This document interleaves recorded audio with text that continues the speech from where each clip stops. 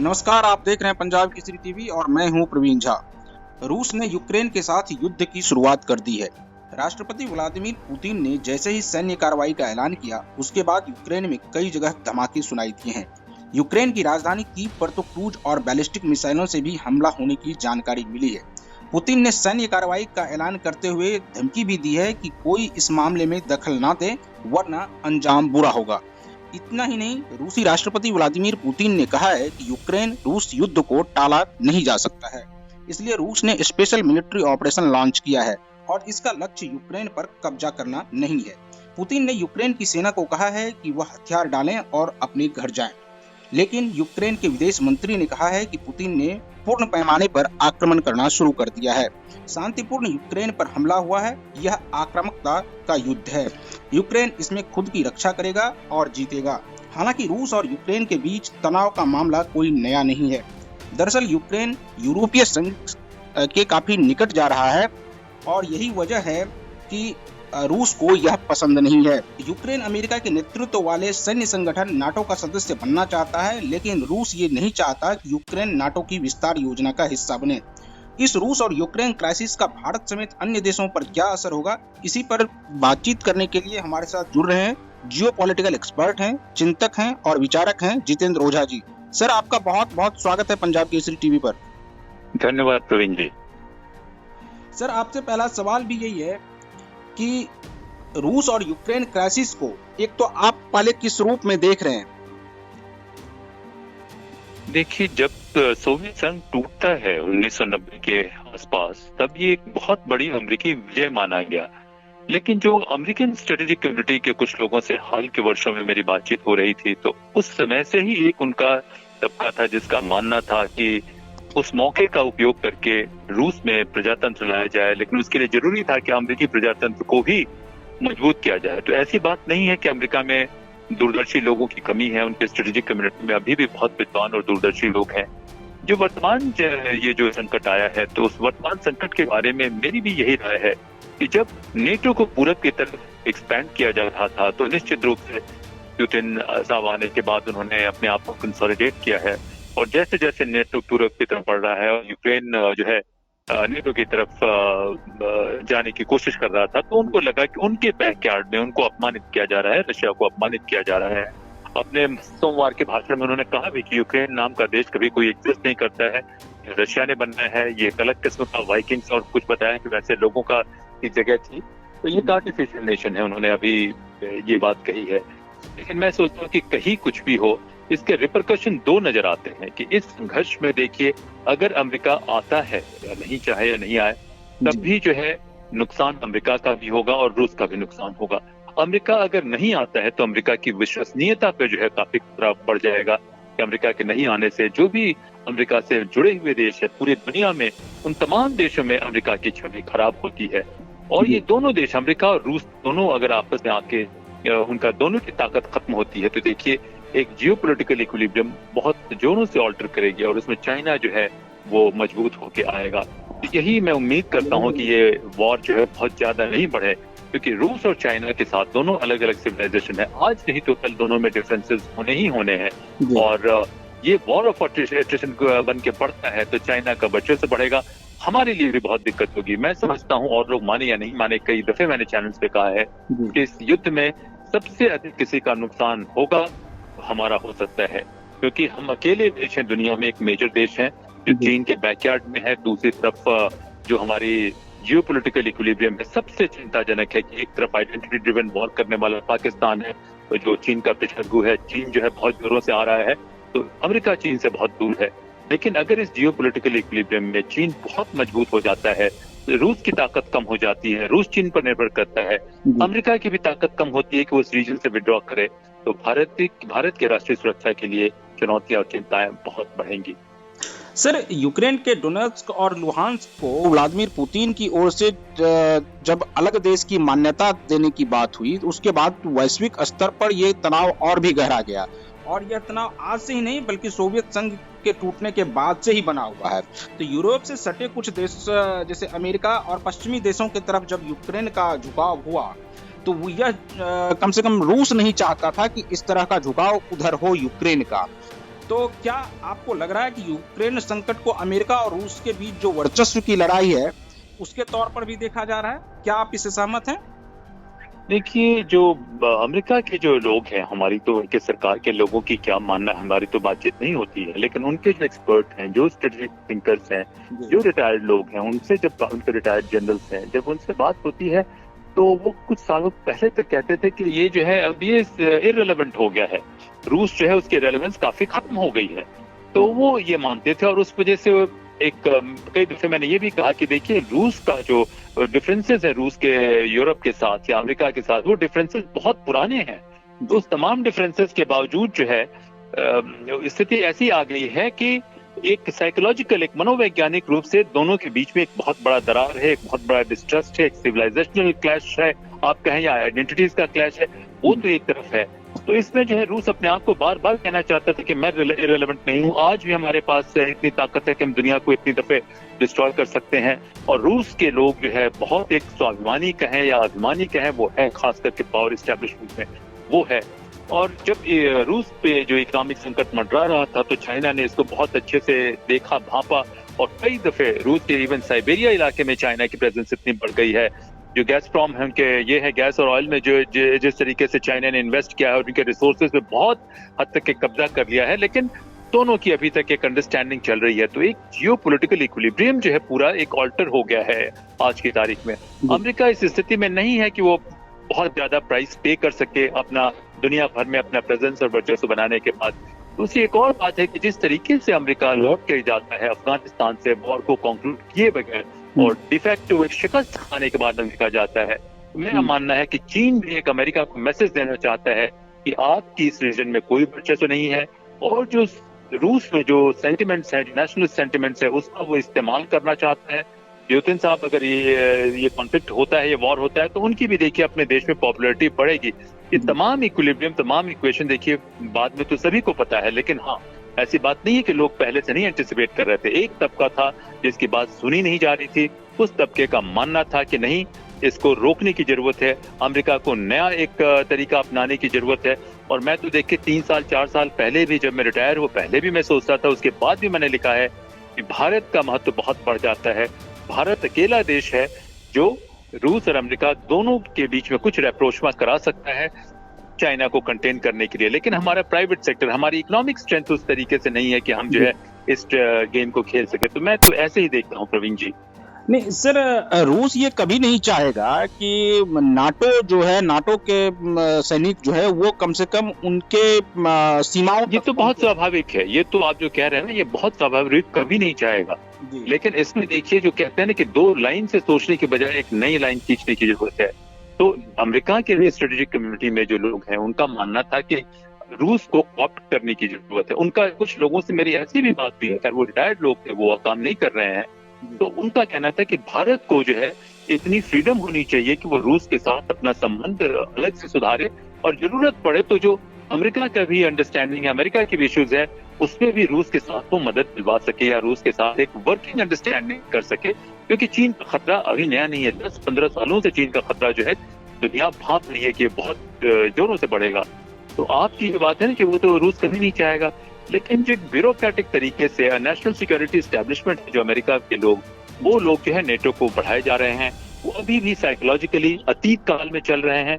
होता है कि इनर्शिया था, उस इनर्शिया की वजह से वो लोग आए और रूस की इनसिक्योरिटी बढ़ी।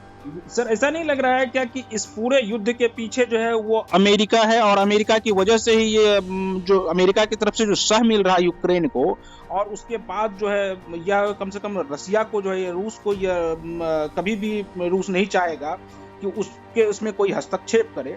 तो आपको नहीं लगता है कि अमेरिका जो है इसमें मेन भूमिका में है? देखिए, ये निर्भर करता है कि आप कहाँ खड़े हुए हैं, वहां से आपको चीजें वैसे नजर, हर पॉइंट अलग अलग नजर आएंगी। रूस की तरफ अगर खड़े हुए हैं तो अमेरिका का ये नजर आएगा, लेकिन अमेरिका में हमेशा से मैंने कहा कि 4 किस्म के एस्टेब्लिशमेंट हैं जो बात करते हैं। एक उनकी ह्यूमन राइट्स की लॉबी है, एक उनकी नेशनल सिक्योरिटी एस्टेब्लिशमेंट की लॉबी है, उसमें कई एक अलग अलग किस्म है। स्टेट डिपार्टमेंट का कई दफे अलग अप्रोच होता है, उनके मिलिट्री का एक अलग अप्रोच होता है, उनके इंटेलिजेंस एजेंसीज का अलग अप्रोच होता है, प्रेसिडेंसी का अलग ये होता है। तो ऐसी बात नहीं है, अमेरिका को जिस मैंने वर्ल्ड लीडर तो है ही और था ही, तो अमेरिका को जिस डायनामिज्म की जरूरत थी अपनी लीडरशिप को डेमोन्स्ट्रेट करने में, वो डायनामिज्म नजर नहीं आई। लेकिन फिर भी अमेरिका का ये कहना कि जो उनके डेमोक्रेटिक लॉबीज कहें या लिबरल लॉबीज कहें, उनका कहना है कि रूस में प्रजातंत्र नहीं है, वो एक प्लूटोक्रेसी ला दी है पुतिन साहब ने। लेकिन उसका दूसरा तथ्य ये है कि देखिए उन्होंने कम से कम स्टेबिलिटी लाई। तो ये जो है बहुत पेचीदा मामला है जिसमें हम किसी को दोष नहीं देंगे, लेकिन इतना जरूर कह सकते हैं कि जिस डायनामिज्म की जरूरत थी, जिस नए सोच की या दूरदर्शिता की जरूरत थी, वो दूरदर्शिता अमेरिका से जिसके हम अपेक्षा करते हैं तो वो नहीं आई। और दूसरा देखिए, हिंदुस्तानी होने के नाते नहीं, अदरवाइज मैं कहूंगा कि डेमोक्रेसी को बहुत बड़ा झटका इस वजह से लगा है या बहुत जोरदार सेटबैक लगा है कि भारत को जिस रूप से इमर्ज करना चाहिए हम वो इमर्ज नहीं कर पाए हैं, हम नहीं आ पाए हैं। और अपने जो आंतरिक कला को जिस तरीके से टैक्टफुली हैंडल करना चाहिए और नेशनल कोहेजन बिल्ड करना चाहिए, वो हम करने की स्थिति में नहीं है। और तीसरा मैं कहूंगा कि पूरी डेमोक्रेसी को भी एक जिस तरीके से इनोवेट करके अपग्रेड करने की जरूरत है, पिछले 15, 20, 25 सालों से है, वो डेमोक्रेसीज में वो इनिशिएटिव नजर नहीं आ रही है। तो डेमोक्रेसीज की जो कैपेसिटी है, जो रेजिलियंस है, जो विगर है, कि एक जो डायनामिज्म है कि एक इमर्जिंग सिचुएशन को ठीक से हैंडल कर सके, वो तमाम डेमोक्रेसीज में एक कमी है। और ये सभी का क्यूमुलेटिव इम्पैक्ट है। इतना आसान नहीं होता कहना कि नहीं ये ऐसे कर देते तो ऐसे होता नहीं, इतना क्लियर कट होता ही नहीं है प्रवीण जी। जियोपॉलिटिक्स में बहुत सारे फैक्टर्स काम करते हैं और बड़े पैरेलल लेवल पे, कई एक लेवल पे काम करते हैं। तो अभी तो एक ये है कि जब रूसी सेना जैसे ही यूक्रेन में प्रवेश की है, उसके बाद जो यूक्रेन के राष्ट्रपति हैं वोलोडोमिर जेलेंस्की, उन्होंने अपने यहाँ मार्शल लॉ लगा दिया। तो आखिर ये मार्शल लॉ लगाने के पीछे यूक्रेन सरकार की क्या मंशा है? देखिए, काफी रशियंस हैं, दोनों जो लुहांस्क में कर रहे हैं और डोनेट्स्क में कर रहे हैं, क्रीमिया तो ले चुके हैं। उसके बाद जो है उनके भीतर उनका मानना है कि रशियन इंटेलिजेंस के भी लोग हैं, बहुत सारे डिसिडेंट को वो इस्तेमाल करेंगे। और रशिया जो है हाइब्रिड वॉर की बात कई सालों से कर रहा है कि जिस तरीके से उसने चेचनिया को ये किया, चेचनिया बहुत ही खतरनाक एक इंटरनल इंसर्जेंसी का ये था, और वो हाइब्रिड वॉर के जरिए वो एक कंटेन कर दिया चेचनिया को, जिसके मिसाल बहुत कम है, बहुत डिसाइसिवली क्रश किया। तो उनको लगता है कि कुछ ऐसे प्रो रशियन फोर्सेज होंगे जो यूक्रेन में एक्टिव है और उनको कंटेन करने के लिए ये मार्शल, देखिए ये जो है वॉर के सिचुएशन में मार्शल लॉ या इस तरीके की इमरजेंसी पावर तो सरकार लेती ही है, तो मंशा वहीं तक है। लेकिन नेट रिजल्ट मैं यही कहूंगा कि ये एक चीज की फेलियर नहीं है, ये क्यूमुलेटिव फेलियर है, पूरे डेमोक्रेसी के ऊपर जो है चैलेंज है। जी सर, इस सब के बीच जो है संयुक्त राष्ट्र सुरक्षा परिषद में भी इसको लेकर लगातार मीटिंग हो रही है, और वहां पर रूस की तरफ से ये कहा गया है कि यूक्रेन के लोगों को बचाने के लिए जो सालों से कष्ट में थे, हम यूक्रेन में नरसंहार बंद करना चाहते हैं, और जो यूएन चार्टर के आर्टिकल 51 के हिसाब से है उस हालात पर भी हमारी नजर बनी हुई है। तो क्या आपको लगता है क्या कि ये जो रूस का जो ये बयान आया है, इससे कम से कम संयुक्त राष्ट्र सुरक्षा परिषद के जो सदस्य हैं उनका क्या रुख होगा इसके बाद?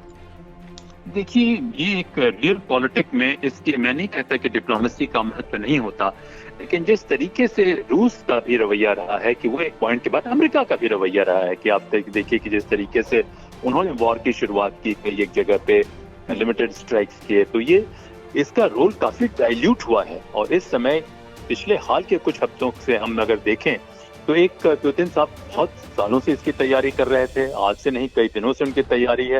उनके दिमाग में या उनके एस्टेब्लिशमेंट के दिमाग में एक बड़ा क्लियर विजन है, और वो विजन ये है कि रशिया हमेशा से बड़ा एम्पायर हुआ करता था, उसकी सीमाएं काफी दूर तक जाती थी, और उनके मन में है कि ये सीमाएं दूर तक जाएंगी, दोबारा जानी है। तो इस तरीके से वो काफी दिनों से इस पे काम कर रहे थे और काम करते हुए नजर आ रहे थे। तो मुझे नहीं लगता कि यूएन जो है एक लिमिट के बाद जो है ये फोर्स कर सकता है, इम्पोज कर सकता है।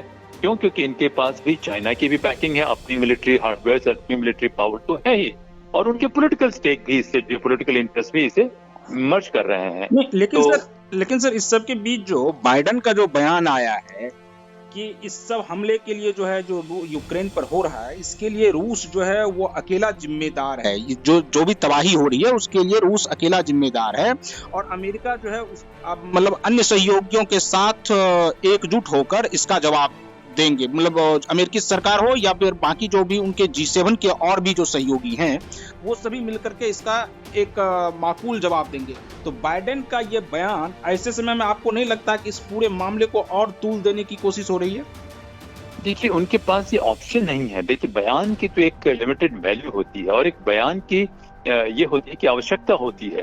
तो ये बयान जहां पे बाइडेन साहब खड़े हुए हैं, अमेरिका के राष्ट्रपति, उनके पास इस बयान के अलावा दूसरा बयान देने की कोई गुंजाइश बचती नहीं है। तो मैं नहीं सोचता कि इससे कोई प्रोवोकेशन होगा। दोनों अपने अपने जगह से अपने बयान दे रहे हैं। और तीसरी बात यह है कि रूस जो है यूक्रेन को अपना एक एग्जिस्टेंशियल इंटरेस्ट का एक हिस्सा मानता है कि वो उसकी आइडेंटिटी, उसकी एग्जिस्टेंस, उसकी इमीडिएट बॉर्डर्स, उसके सब चीज इससे इम्पैक्ट होते हैं। अमेरिका के लिए थोड़ा सा ये पेरिफेरल इशू है कि भाई वो कंट्री जो उसके एलाइज हैं, जो उसके सहयोगी हैं, उनके भीतर उसकी विश्वसनीयता खत्म ना हो जाए कि भाई हम अमेरिका से तो दोस्ती कर रहे हैं लेकिन अमेरिका कल हमें बचाने की स्थिति में नहीं होगा। तो देखिए, रियल पॉलिटिक्स में बातें कुछ और कही जाती हैं, काम कुछ और होता है, लोगों के दिमाग में कुछ और होता है। तो कई दफे जो आप बात करते हैं वो ये नहीं कहते कि क्या आप करने वाले हैं, इसमें तो सीक्रेसी तो एक हिस्सा ही है। तो बाइडेन साहब के दिमाग में क्या है, क्या करना चाहते हैं, हमें नहीं मालूम। लेकिन लगता नहीं है कि इस अटैक का जवाब जो है यूरोप की तरफ से या कहीं और की तरफ से उनको बहुत समर्थन मिलने वाला है, या वो लोग एक लिमिटेड पॉइंट तक तो मदद करेंगे लेकिन बहुत ज्यादा वो अपना रिस्क लेने के लिए तैयार नहीं है। और इस लड़ाई की तैयारी रूस जो है काफी दिनों से कर रहा है। इस लड़ाई में चाइना का मंशा ये है कि वो अमेरिका को बार बार बतलाना चाहता है यूरेशिया रीजन में अमेरिका की कोई जरूरत नहीं है, सेंट्रल एशिया रीजन में अमेरिका की कोई जरूरत नहीं है, एशिया में अमेरिका को मैंने कई चीजों से देखे तो एक मैसेज देना चाहता है। तो मैं नहीं सोचता हूँ कि बाइडेन साहब के पास कोई दूसरा ऑप्शन भी था इस बयान देने के लिए। और एक पॉइंट के बाद जो है जो भी बयान वो दे रहे हैं उसको वो लागू कर सके, इसकी भी संभावना मुझे काफी कम नजर आ रही है इस समय। प्रवीण जी, सर, इस युद्ध में भारत की क्या भूमिका होगी, क्या स्थिति होगी? क्योंकि हालांकि भारतीय विदेश मंत्री की तरफ से यह बयान आ गया है कि हम तटस्थ रहेंगे, लेकिन आप इसको कैसे देखते हैं कि भारत की क्या भूमिका होगी इसमें? देखिए, अगर मैं सोचता हूं कि जहां तक भारत का सवाल है, राष्ट्रीय सुरक्षा में एक दो चीजें होती है कि आपकी टोटल रिसोर्सेज क्या हैं। तो हमारी राष्ट्रीय सुरक्षा स्ट्रेटजी में मैं तो जब से आपके चैनल पे आया या अफसोस तो उससे काफी पहले से रहा हूँ, और जो भी हो सकता है अपने स्तर पे छोटा मोटा योगदान जो करने की मैं स्थिति में हूँ, अपने विचारों से आपने इससे करने की कोशिश कर रहा हूँ। तो जो बयान जो है अलग है, हमारे पास कोई ऑप्शन नहीं है क्योंकि रूस हमारा मित्र है। रूस को हम एंटेगनाइज नहीं कर सकते हैं, किसी भी हालत में नहीं कर सकते हैं। रूस के साथ हमारे बहुत पुराने संबंध है और अमेरिका से मित्रता हमारी आवश्यकता है। उसकी मित्रता के बगैर हमें बहुत दिक्कत हो जाएगी। तो ये जो है हमारे लिए तटस्थ रहने के सिवा कोई उपाय नहीं है, हमें रहना ही होगा। लेकिन मैं मानता हूं, कुछ दिन पहले भी मैंने कुछ चैनल्स को कहा कि भारत को पुरजोर कोशिश करनी चाहिए थी इस युद्ध को रोकने के लिए, क्योंकि अमेरिका और रूस में युद्ध से सबसे अधिक खतरा किसी को है, खास करके इस रीजन में या कहीं पर भी अमेरिका और रूस से युद्ध में खतरा किसी को है तो भारत को है। और खतरा इस वजह से है कि इस युद्ध में दोनों अगर एक दूसरे का नुकसान करते हैं तो चीन की ताकत बढ़नी ऑलरेडी बढ़ी हुई है। चीन के फाइनेंशियल प्रोग्रेस के बगैर रूस का सरवाइव करना मुश्किल है। और चीन ने कई एक एरियाज में फोकस्ड होकर R&D में इतना बड़ा एक जंप लिया है कि जिस जंप को मैनेज करना अमेरिका के लिए भी बहुत मुश्किल है। तो मैं सोचता हूं कि इससे सबसे अधिक चिंता हमारी है और शायद हमारी कमियों को भी ये दर्शाता है कि हम, मेरे ख्याल से जरूर बैकरूम इनिशिएटिव हुए होंगे भारत से इस युद्ध को रोकने के लिए, जिसमें हम कामयाब नहीं हुए हैं। तो मेरे हिसाब से तटस्थ रहना मजबूरी है हमारी, लेकिन हमें काफी सोचने की जरूरत है। इस वजह से नहीं कि हमें दूसरे के मामले में टांग अड़ाना है। देखिए, राष्ट्रीय सुरक्षा ऐसी चीज है कि आपके घर से 50 मील दूर भी कोई घटना होती है, मैं नहीं कहता हूं कि आप अपने आप को उससे परेशान कीजिए, लेकिन उस घटना का असर आपके ऊपर पड़ना ही पड़ना है। तो इस घटना का भारत की राष्ट्रीय सुरक्षा पे, जियोपॉलिटिकल इक्विलिब्रियम पे बहुत गहरा असर होना ही होना है। प्रवीण जी, सर, एक दो सवाल वहाँ जो भारतीय छात्र फंसे हुए हैं उसको लेकर के है कि अभी हमारी बात हो रही थी 2 दिन पहले वहाँ के छात्रों से, और आज भी मेरी बात हुई है, तो वो उनका ये कहना था कि जब आज सुबह में उनकी नींद खुली तो धमाकों की आवाज से ही नींद खुली है। के वो जहाँ रह रहे हैं वहाँ से लगभग 20 किलोमीटर दूर ये धमाका हो रहा है। तो भारत अब वहाँ पर एयर स्पेस भी बंद कर दिया गया है। तो भारत सरकार मतलब इसको अगर पहले एक तो क्यों नहीं ला पाई अपने मतलब जो छात्र हैं वहाँ पर उसको, और अब क्या भारत सरकार क्या करेगी? देखिए, ये मामला एक ह्यूमैनिटेरियन रिलीफ का या असिस्टेंस का होता है कि हमारे नागरिक वहाँ हैं कहीं पे भी तो हम लेके आते हैं। और भारत का अभी तक का रिकॉर्ड बहुत मजबूत रहा है, बहुत अच्छा रहा है और देशों के मुकाबले कि हम दूसरे देशों के लोगों को भी लेके आते रहे हैं। लेकिन जब ऐसी कॉन्फ्लिक्ट की सिचुएशन आ गई है तो देखिए, लोगों ने रिस्क लिया था अपना देश छोड़ के दूसरे देश में जाने के लिए, करने के लिए। मैं नहीं कहता कि उनकी सुरक्षा नहीं होनी चाहिए, ये चिंता की बात है, ये एक ह्यूमैनिटेरियन इशू है। और ह्यूमैनिटेरियन इशू में क्यों नहीं लाई, कैसे नहीं लाई, देखिए बहुत सी चीजें होनी चाहिए लेकिन नहीं हो पाती है। शायद कैपेसिटी नहीं है, शायद किसी को पता नहीं था, शायद आज सुबह तक हम उम्मीद कर रहे थे कि ये युद्ध नहीं होगा। तो देखिए, ये एक दिक्कत तो आ गई है और जिन लोगों ने रिस्क लिया है तो उन लोगों को थोड़ा सा इस रिस्क का कॉन्सिक्वेंस जो है हैंडल करना पड़ेगा, उनको मैनेज करना पड़ेगा। मेरे ख्याल से भारत ही नहीं, कई एक और देशों के, इवन अमेरिका के भी कुछ नागरिक वहां अभी पे मौजूद हैं, पड़े हुए हैं। तो मैं सोचता हूँ कि जैसे ही मौका मिलता है तो भारत की बहुत विश्वसनीयता है, क्रेडिबिलिटी है अपने नागरिकों को बचाने की, और ये स्पेशलाइज एरिया भी है। इस एरिया में भारत की कॉम्पिटेंस भी बहुत अधिक है। तो हमें इंतजार करना होगा कि कब ये सिचुएशन स्टेबलाइज करती है और स्टेबलाइज करने के बाद क्या होता है वो देखना पड़ेगा। नहीं तो हमारी चिंता के लिए, हमारे लिए चिंता के विषय है कि हमारे नागरिक वहाँ परेशान हैं और उनको सुरक्षा को खतरा है। तो इससे अधिक जो है कुछ नहीं कहा जा सकता इसमें करूँगा। जी सर, आपका बहुत बहुत शुक्रिया हमसे बात करने के लिए। यूक्रेन पर किए जा रहे हमले के बाद वहाँ पर क्या स्थिति है, वहाँ पर हमारे जो छात्र रह रहे हैं उनकी क्या स्थिति है, इस पर भी हम वहाँ के छात्रों से जुड़ने की कोशिश करेंगे। लेकिन तब तक आप बने रहिए पंजाब केसरी के साथ और देखते रहिए पल पल की अपडेट जो है हम वो पंजाब केसरी के फेसबुक और यूट्यूब के जरिए आप तक पहुँचाते रहेंगे। तो आप बने रहिए पंजाब केसरी के साथ। नमस्कार।